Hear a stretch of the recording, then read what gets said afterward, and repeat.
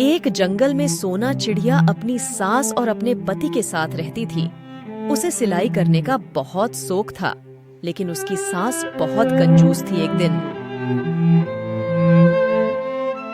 बंटी, मैं सोच रही थी कि मैं एक सिलाई मशीन खरीद लूं। आप तो जानते हैं कि मुझे सिलाई करने का कितना शौक है। हाँ, जैसी तुम्हारी मर्जी, तुम ले लो सिलाई मशीन। पर माँ जी को क्या बोलेंगे? वो गुस्सा करेंगी पैसे खर्च करने पर। बोल देंगे कि सिलाई मशीन तुम्हारी किसी सहेली की है और वो इस्तेमाल नहीं कर रही थी तो तुम्हें दे दी। अगर माँ के पैसे नहीं जा रहे तो उन्हें फर्क नहीं पड़ेगा कि वो सिलाई मशीन कहाँ से आई है। अगले दिन बंटी और सोना सिलाई मशीन की दुकान पर आए और सिलाई मशीन खरीद ली। और जब बबली कबूतरी ने पूछा तो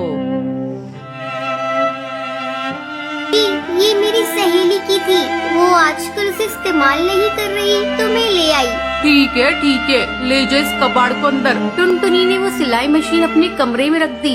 सिलाई मशीन को देखकर टुनटुनी बहुत खुश थी, पर जैसे ही टुनटुनी ने सिलाई मशीन को छुआ, उसे अचानक कुछ अजीब सा होने लगा और टुनटुनी के शरीर में अजीब से बदलाव आने लगे। अब उसके शरीर में कोई और था। तभी बंटी वहाँ आया। बंटी ने टुनटुनी को हाथ लगाया। टुनटुनी ने बंटी को धक्का मार दिया। मुझे छूना मत।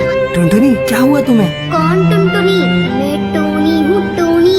भूल गई क्या मुझे? अब मैं याद भी नहीं। टोनी की आत्मा ने बंटी को जोर से तमाचा मारा। बंटी के चीखते ही बबली कबूतरी वहाँ आ गई। क्या हुआ? तेरा ही इंतजार कर रही थी मैं, बुढ़िया। मुझे बुढ़िया बोलती है। बबली ने टुनटुनी को मारने के लिए हाथ उठाया। भूतिया टोनी ने बबली कबूतरी की गर्दन पकड़ ली। टुनटुनी, मेरा गला छोड़। मैं टोनी हूँ, टोनी, वही टोनी जिससे तूने अपनी बेटे की शादी होने नहीं दी। बंटी ने जल्दी से अपनी माँ बबली को भूतिया टोनी चिड़िया से बचाया और उसे कमरे में बंद कर दिया। बंटी, तू जल्दी जा और साधु बाबा को ले आ। अब वही बहू को ठीक कर सकते हैं। जल्दी जा बेटा। बंटी कबूतर साधु बाबा को बुलाने के लिए चला गया। जैसे ही साधु बाबा घर आए तो बबली ने रो रो कर अपना दुखड़ा उन्हें सुना दिया।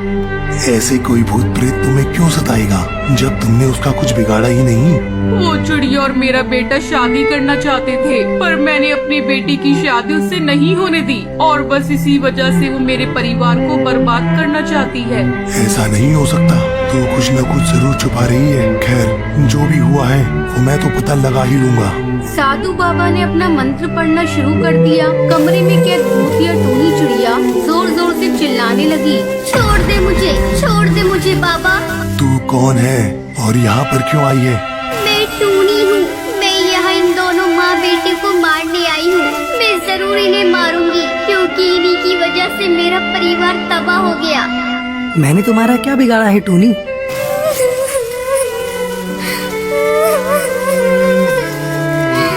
क्या बिगाड़ा है? उस दिन अगर तुम अपनी माँ की बातों में आकर मुझसे शादी न तोड़ते तो मैं और मेरे बाबा जिंदा होते। हाँ, उस दिन तुमने शादी के मंडप में मुझे छोड़ दिया। मेरे बाबा में रोते हुए घर गए। बाबा ये बेइज्जती बर्दाश्त नहीं कर पाए। उन्होंने पंखे से लटक कर अपनी जान दे दी। उनको ऐसा करता हुआ देख मैंने इसी सिलाई मशीन पर पटक पटक कर अपनी जान दे दी और बस उसी दिन से इंतजार कर रही हूँ कि कब तुम माँ बेटों से अपना बदला लूंगी। तेरे साथ जो हुआ बहुत गलत हुआ, पर तेरी मौत नियति थी। इसमें इस कबूतर की या उसकी माँ की कोई गलती नहीं थी। जो भी है, मैं इन दोनों को मार कर ही रहूंगी, तभी मेरा बदला पूरा होगा। साधु बाबा ने मंत्रों को पढ़ना शुरू कर दिया और वो भूतिया टोनी चिड़िया टुनटुनी के शरीर से अलग हो गई। साधु बाबा ने उस भूतिया चिड़िया के पंख पकड़ लिए। आज तो तूने इन दोनों को बचा लिया, पर मैं वापस आऊंगी, जरूर वापस आऊंगी। साधु बाबा ने उस भूतिया टोनी चिड़िया को अपनी बोतल में भर लिया।